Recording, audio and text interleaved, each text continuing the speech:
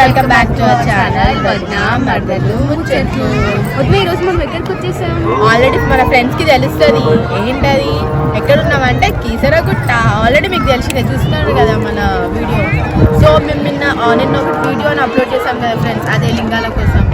So అది నిన్న అదే లేట్ అయిపోయింది మాకు, ఇంకా రావడానికి ఛాన్స్ లేకుండా కీసరగుట్ట.